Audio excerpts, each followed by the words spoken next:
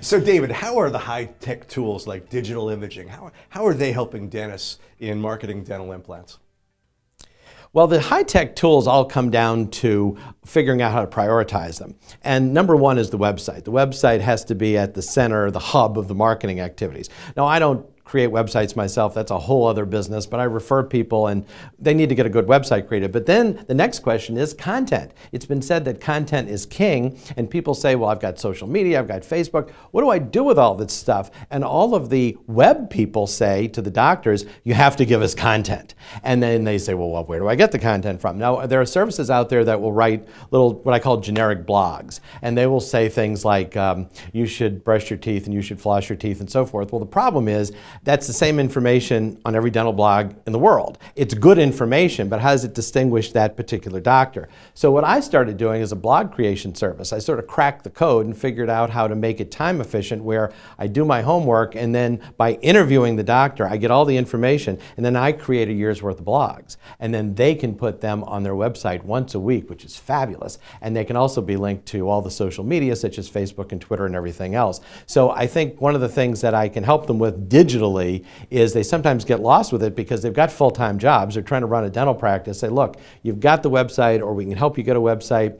We can get this blog taken care of. It doesn't have to be mysterious. It doesn't have to be something that we put something up in January and then we forget about it until July. We can put a year's worth of content in the bank, so to speak, and you just make your withdrawals on a weekly basis, and it goes up, and Google loves it because your SEO goes up, and the patients get interested in seeing this on a regular basis, and then it goes through and it feeds Facebook and everything else. So it's sort of an elegant system, and I think it works great, and the doctors enjoy it, and I enjoy it because when I pull all that information together to write it up for the doctors, it's fun for me. So David, is it possible to generate new dental implant patients through television advertising and the internet?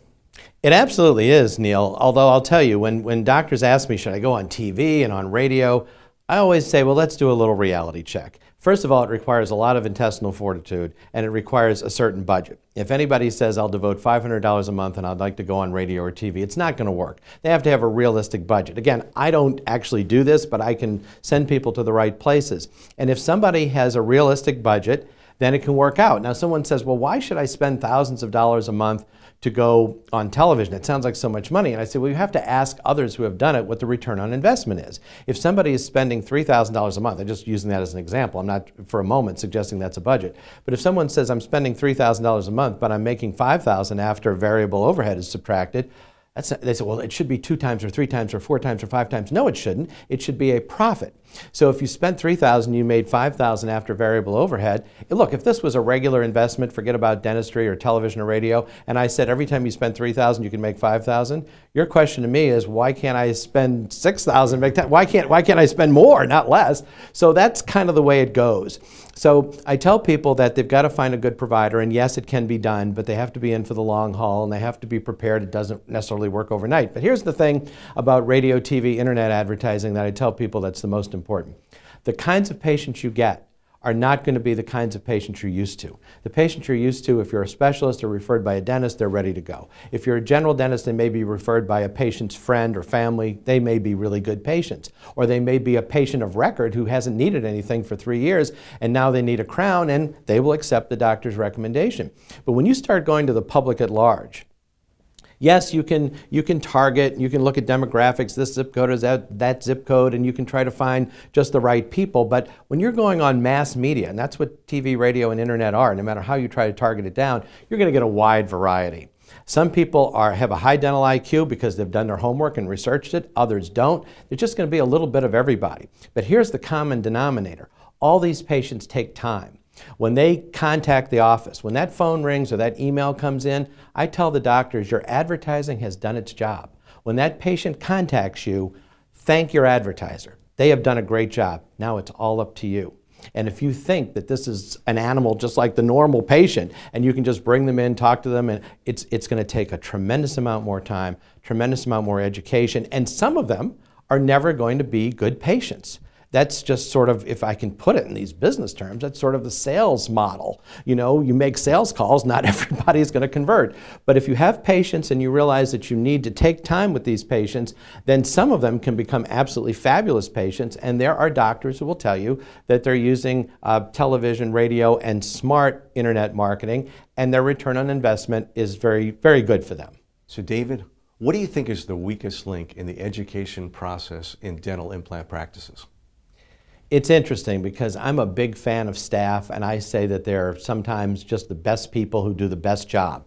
We've got some really talented people working in dentistry, Neil, but think about this for a second. Think about levels of education specific to dentistry. The dentist, tremendous education. Hygienist, assistants, usually formal education in their field. But the people who work in the front, frequently, whatever formal education they've had is usually not in the dental profession. So there's a lot of on-the-job training. So I say we've got really smart and good people, but let's train them. And sometimes the weakest link is the one that hasn't been trained.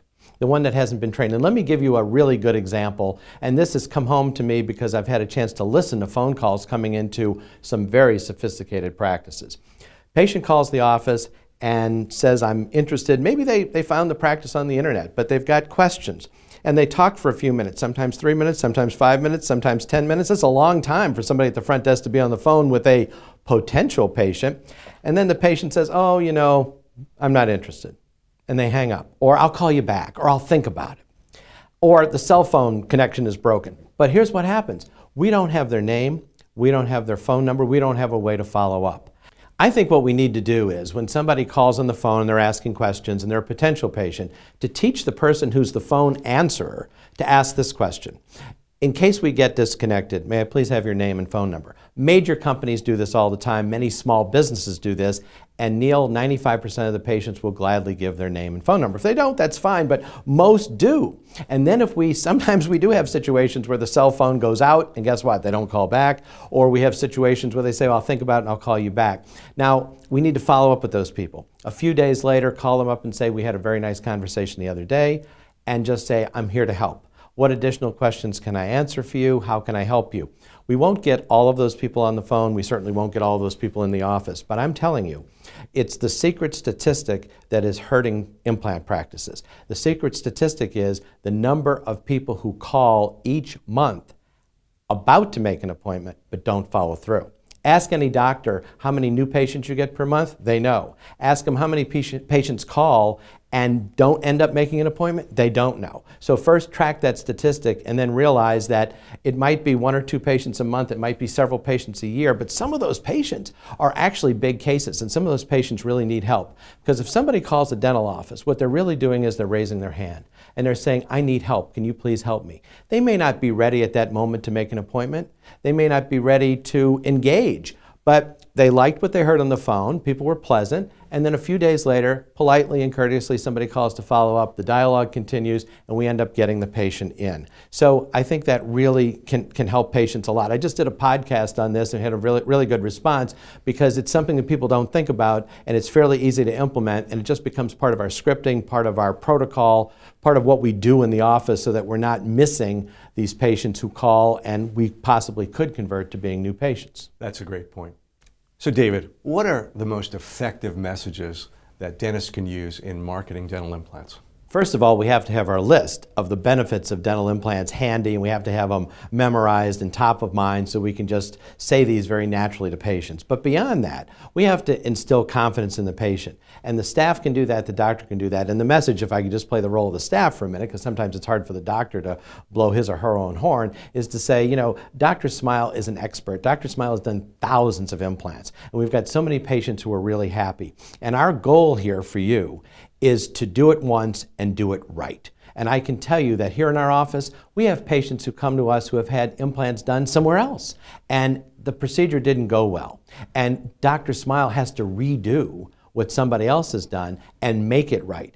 But at the end of the day, you're going to get a fabulous result because he or she is absolutely professional and dedicated and really is an expert in the field. and can do a great job for you. Now that passion that I'm saying this with, that I really feel confident in the doctor, I know there's so many staff people who feel that way, and they will go on and on if you really get them going about the doctor. But so often in a practice, people fall into patterns. They just fall into, oh, the doctor has a lot of experience, oh, we've done a lot of these, and it just sort of sounds like they look like they're waiting for a bus. Instead of saying, you know, we say this with great passion and conviction, because I tell the staff people all the time, when you're talking about implants, it may be the 10,000th time you've said some of these things, but to the patient, it's the first time they've heard it.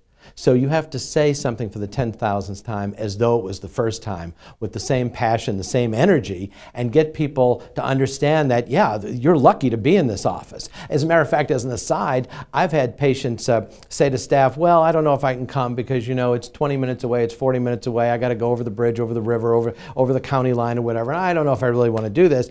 And the staff says, you know, you're lucky. We have patients who come in from a lot farther. We have patients who fly in sometimes. We have patients come in from out of state. So if you're able to come in and get this implant treatment done, and this is going to be, it should be, a once-in-a-lifetime experience for you. So if you can come in, you're lucky to be in the best place with the best doctor. Now, we've sometimes had patients who say to the staff, well, wait a minute, you're just saying that because you work here. And I always tell the staff, you have to have a comeback for that. And the comeback is, yes, I work here. I could work someplace else, but I choose to work here because I want to work for the best.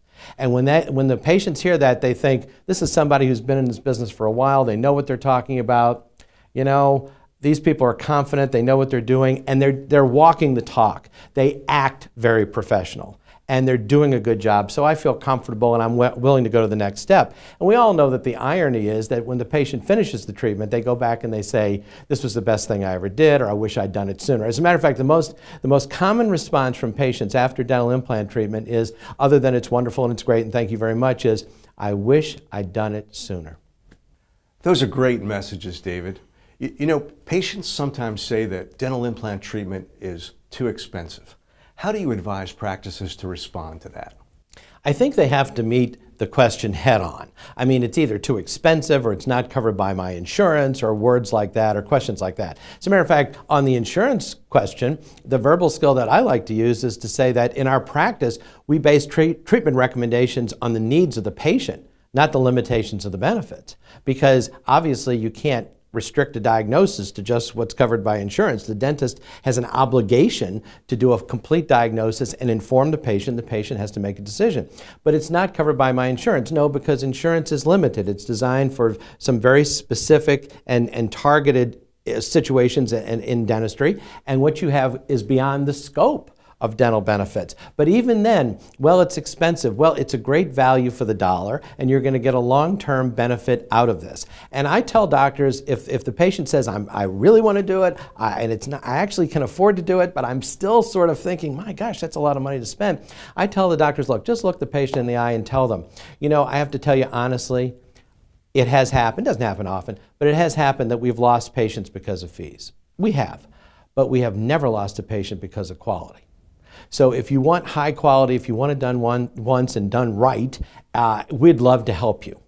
And I will tell you that the dental implants are replacement body parts, and if you were shopping for replacement car parts, maybe you'd try to find a discount somewhere, and you wouldn't mind if you had to replace it in a few years. But here, we're using the best quality materials, we're using the best technology that we've got, that exists, and it changes a lot, and we keep up with it. And our job is to give you a great result. So that's what we're offering you, and we only know how to do it one way, which is the right way. David, that's a great response. You know, I know you're very busy with seminars, webinars, and consulting. What other projects do you have going? Neil, there's many projects going. You know, I still love to do the live presentations. That's really important. That's really my favorite thing to do. And it divides into large groups, small groups, workshops. I sometimes say wherever two or more dentists are gathered, I'll be there. But if it's a large group, that's fine too. And yes, I do the webinars, but I started doing podcasts because I think that's a lot of fun too. Because people say, you know, most dentists have their desk that's just piled up with stuff. They've got stacks of stuff. They've got journal articles. It's hard to get to all this stuff. It's not that the stuff isn't important. It's just that they're so darn busy busy because they do have businesses to run and patients to treat. So sometimes it helps them because I do a podcast, and my podcasts are short. I mean, I've seen people, and I've done some myself that are much longer, but I try to keep it to less than 10 minutes so that people can kind of get the point and move on. So I do a podcast, and I find that doctors listen in their car, they play it at a staff meeting, which is a great use of time, or when they go to the gym or whatever, but they're able to listen in between patients or get the information. And then what I do is it's published as part of my blog, and on my blog I put key points that were in there, and if there are any links that people need to go to for more information, we do it that way. So we try to use all the digital media in every way we can, and YouTube videos, and the new one is the podcast, and it's just working out great, and it's a lot of fun. David, so much great information, and I know you have even more information available on your website, davidschwab.com, and I thank you for spending some time with us today. Neil, it's always a personal and professional pleasure. Thank you very much.